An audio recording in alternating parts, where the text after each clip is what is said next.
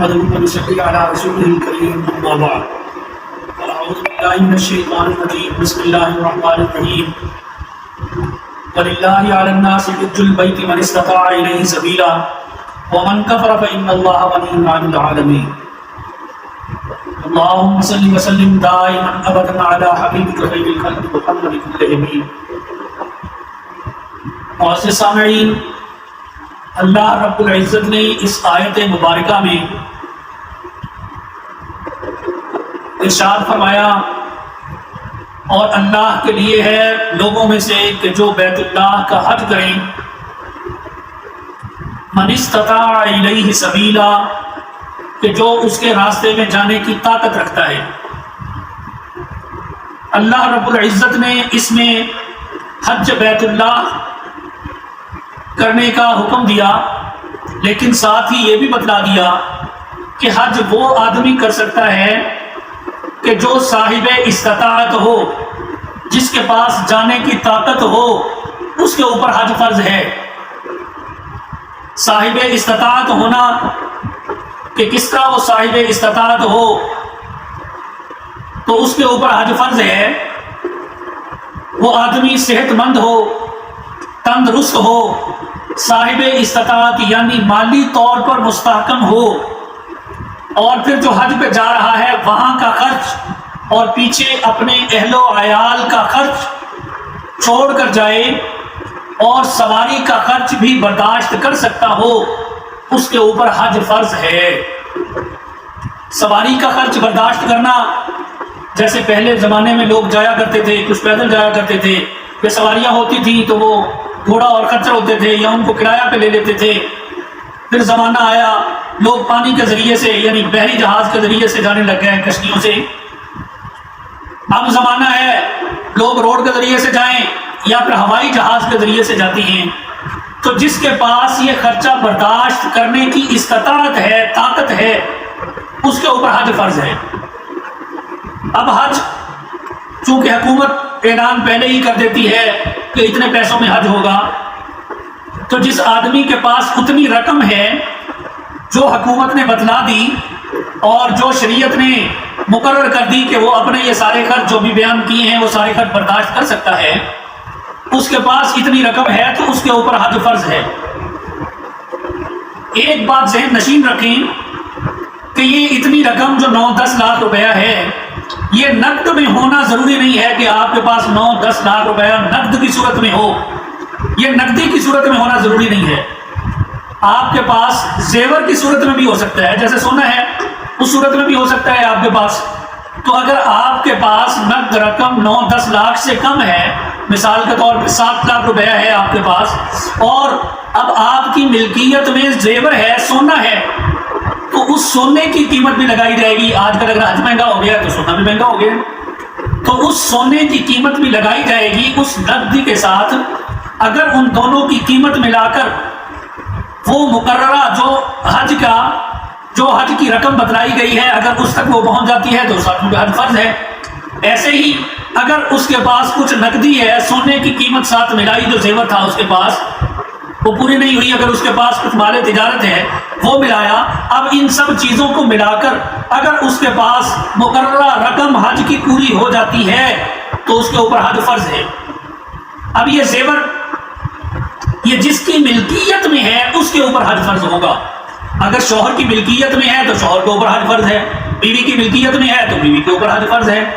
جس کی ملکیت میں ہو، مثلا زیور جو ہے وہ شوہر کی ملکیت میں ہے، اس نے عاریتاً اپنی بیوی کو دیا ہوا ہے، استعمال کرنے کے لیے بیوی کو دیا ہوا ہے کہ آپ استعمال کر سکتی ہو، تو یہ ملکیت شوہر کی ہے، لہذا فرض بھی حج شوہر کے اوپر ہی ہوگا.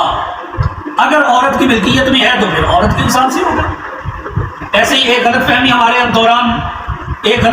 اندر یہ پائی جاتی ہے، کیا کہتے ہیں جی ابھی بچیوں کی شادی نہیں ہوئی، ان کی شادی کریں گے تو اس کے بعد پھر حج کریں گے. اللہ کے بندوں، کہاں لکھا ہوا ہے یہ؟ کہاں شریعت میں ہے کہ بچیوں کی پہلے شادی کرو اور پھر حج پہ جاؤ؟ ایسا شریعت نہیں کہتی. شریعت نے کب کہا کہ تم بچیوں کی شادی پہ لاکھوں روپیہ لگا دو؟ تم جہیز دیتے ہو، لاکھوں روپیہ کا دیتے ہو، پھر کہتے ہو ہم پہ قرض چڑھ گیا اب ہم نہیں جا سکتے. تو شریعت نے تو اتنی مہنگی شادی نہیں کی ہے. ہم تو بچیوں کی رسم کرتی ہیں، منگنی کی رسم کرتی ہیں، اسی پہ لاکھوں روپے اڑا دیتی ہیں۔ یا یہ کہاں ہے کہ بچے کے ولیمے پہ آپ لاکھوں روپے اڑا دیں؟ برات لے کے جا رہے ہیں جی، 500 افراد برات کے جا رہے ہیں، یہ شریعت میں کہیں نہیں ہے۔ یہ سب رسمیں ہم نے اپنی طرف سے بنائی ہیں، یہ سب مشکلات ہم نے خود پیدا کی ہیں اور شریعت کے اوپر تھوپ دی کہ وہ ایسی کرتی ہے، جبکہ شریعت نے تو ان سب چیزوں سے روکا ہے۔ بڑی ہی سادگی کے ساتھ اللہ کے نبی صلی اللہ علیہ وسلم نے یہ شادی کی تقریب کا کہا۔ پھر حضور صلی اللہ علیہ وسلم کی جب شادی ہوئی حضرت صفیہ رضی اللہ تعالی عنہا کے ساتھ، آپ نے نکاح کیا، اگلے دن ولیمہ کیا، خیمے سے باہر نکلے، آپ نے چمڑے کا دسترخوان بچھایا اور اعلان کیا کہ جس کے خیمے میں جو کچھ بھی ہے وہ لے آئے۔ چنانچہ جس کے پاس جو کھجور تھی وہ لے آیا، جس کے پاس جو ستو تھا وہ لے آیا، دسترخوان پہ رکھے جتنے افراد میں تھے سب نے مل کر جو ہے وہ کھا لیا، حضور صلی اللہ علیہ وسلم کا ولیمہ ہو گیا۔ تو آپ علیہ السلام نے تو اتنی سادگی کی تعلیم دی ہے، ہم نے خود اسے مشکل بنا دیا۔ تو اب یہ جو ہے عذر یہ نہیں چل سکتا، جو ہم بہانہ بناتی ہیں یہ بہانہ نہیں چل سکتا۔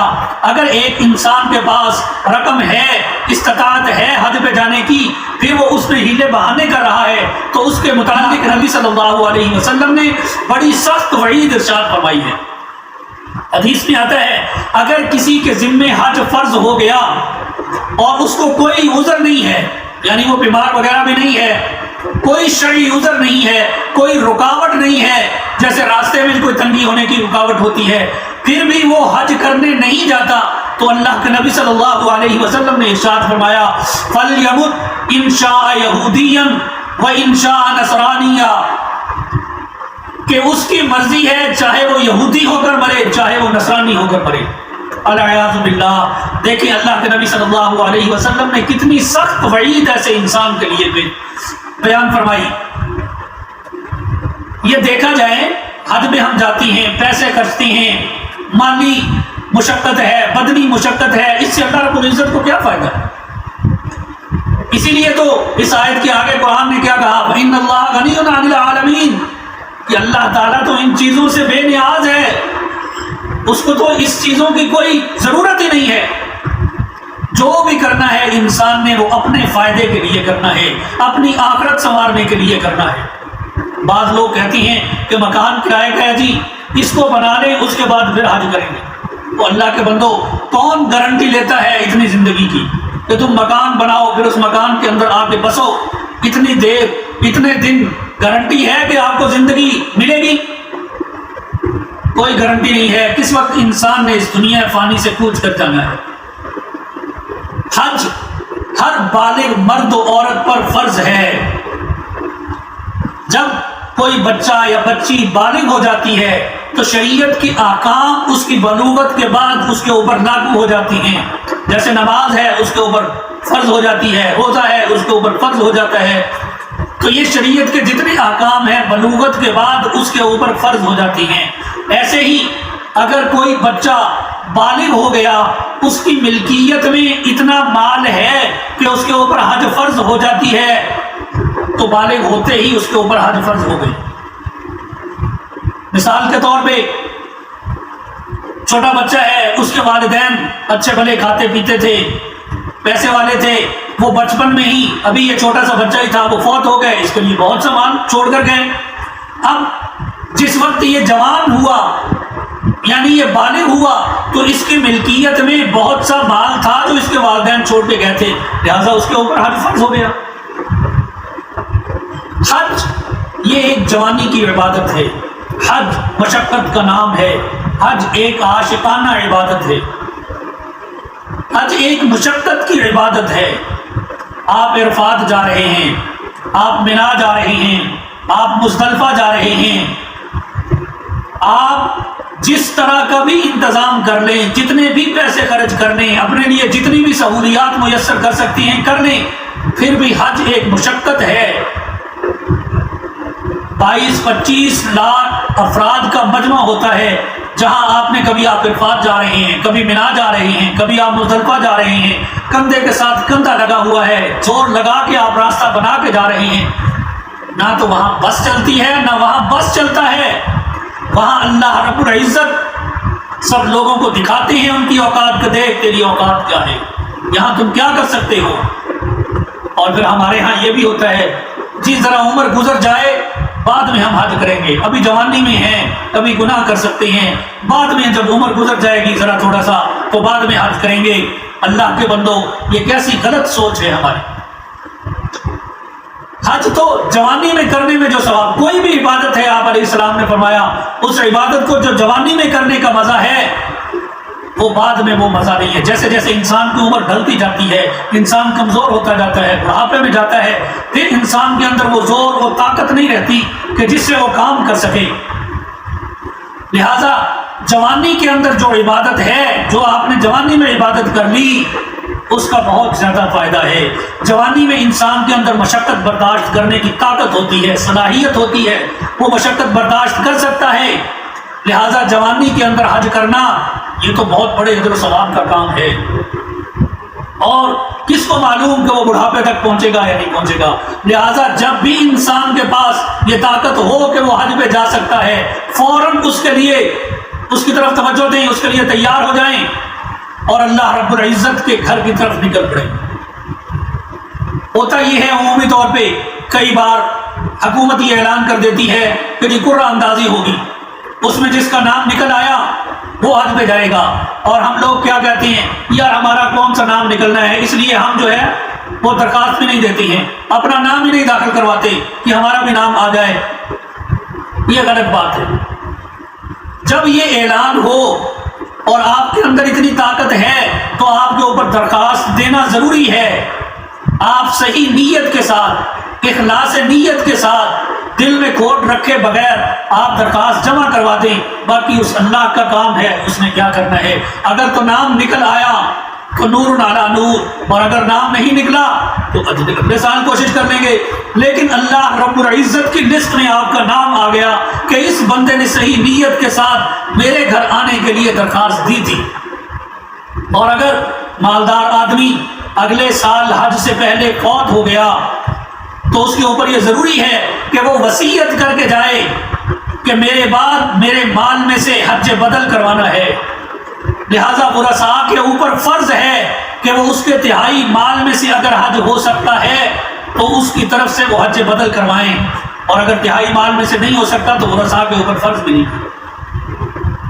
یہ اللہ رب العزت کی طرف سے بڑی کرم نوازی ہے۔ حج تو ایسا ہے کہ اللہ کے نبی صلی اللہ علیہ وسلم نے ارشاد فرمایا کہ جو ایک دفعہ حج کر کے آ گیا تو وہ ایسا ہی ہے جیسا کہ ماں کے پیٹ سے ابھی پیدا ہوا ہے۔ حدیث کا مفہوم کہ وہ ایسے ہیں جیسے ابھی ماں کے پیٹ سے پیدا ہوا ہے، یعنی اس کے سارے گناہ بخش دیے جاتے ہیں۔ لہذا میرے محترم دوستو، ہمیں کوشش کرنی چاہیے کہ ہم علیحدہ سے ایک جو ہے وہ ایک تھیلا بنا لیں، اس میں روز کی بنیاد پہ اپنے کچھ نہ کچھ پیسے ڈالتے رہیں، وہ پیسے جمع کرتے رہیں۔ نیت صاف ہونی چاہیے، اخلاص ہونا چاہیے۔ اللہ تعالیٰ صورتوں کو نہیں دیکھتا، اللہ تعالیٰ مال کو نہیں دیکھتا۔ اللہ کے نبی صلی اللہ علیہ وسلم نے ارشاد فرمایا ان اللہ لا ينظر الى صورکم واموالکم، کہ اللہ تعالیٰ تمہاری شکلوں کو اور تمہارے مالوں کو نہیں دیکھتا، ولکن ينظر الى قلوبکم، اللہ تو تمہارے دلوں کو دیکھتا ہے کہ تمہارے دل صاف ہیں، تمہارے دلوں میں کھوٹ نہیں ہے۔ لہذا دل صاف کر کے صحیح نیت کے ساتھ پیسے جمع شروع کر دیں کہ ہم ان پیسوں سے اللہ کا گھر دیکھنے کے لیے جائیں گے۔ انشاءاللہ اللہ رب العزت اس میں برکت ڈال دیں گے، اور ایسا موقع آئے گا کہ اللہ رب العزت کا گھر دیکھنے کے لیے ہم بھی انشاءاللہ جا رہے ہیں۔ اور اگر کسی انسان کے پاس کتنے پیسے ہیں کہ وہ اس سے حج کر سکتا ہے، اس کے علاوہ اس کے پاس کوئی پیسہ نہیں ہے، وہ کہے یار اگر میں اس سے حج کر سکتا ہوں تو بعد میں بھوکا مر جاؤں گا، میں بعد میں کیا کروں گا۔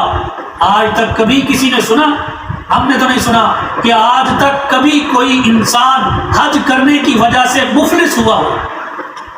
حج کرنے کی وجہ سے آج تک کوئی انسان بھی مفلس نہیں ہوا۔ حج کی برکت سے اللہ رب العزت اس کے مال میں برکت ڈال دیتی ہے۔ انشاءاللہ اس میں باقی مسائل بھی ہیں، وہ انشاءاللہ آپ کسی نشست میں بیان کریں گے۔ وآخر دعوانا الحمدللہ رب العالمین۔